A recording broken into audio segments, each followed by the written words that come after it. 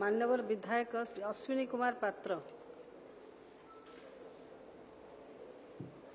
Speaker madam, मु आपन जरिया मान्यवर मंत्री निर्दिष्ट भाव में जानापी चाहूँगी जे एनएफएस जितेबाला भारत वर्ष लागू करागला केरोसिन दि जाऊला खाद्य सामग्री भितर रेशनधारी मान एवं केरोसिन आज भी आवश्यकता प्रासंगिकता अच्छी लोकंकर साधारण लोकंकर गरीब लोकंकर केरोसिन पाइबापी मान्यवर मंत्री निर्दिष्ट भाव में कहे केरोसिन को पुणी थे आम राज्य में गरीब खाउटी मानक दवापाई से व्यवस्था आउ थे हेब कि। द्वितीय प्रश्न होची ओडिशा व्यतीत अन्य राज्य रे आंध्र एवं पश्चिमबंग रे आउ किछि सामग्री रेशन माध्यम रे गरीब लोकों को दिया जाउछि ताहा अनुध्यान करिवे कि एवं सेही अनुसार आम राज्य रे सेही भली किछि सामग्री से गरीब लोकों को दबार व्यवस्था करिवे कि। मान्यवर मंत्री मान्यवर वरिष्ठ विधायक मान्यवर बाचस्पति महोदय मान्यवर वरिष्ठ विधायक जो प्रश्न रखिछंती जे चाउल गहम व्यतीत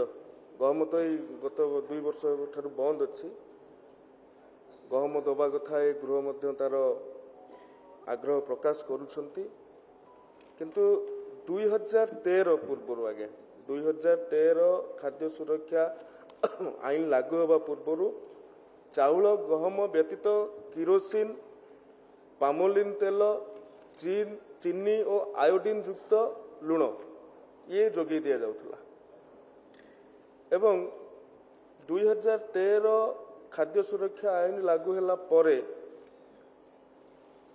कौनसी कारणवशतः तत्कालीन सरकार ए कथा को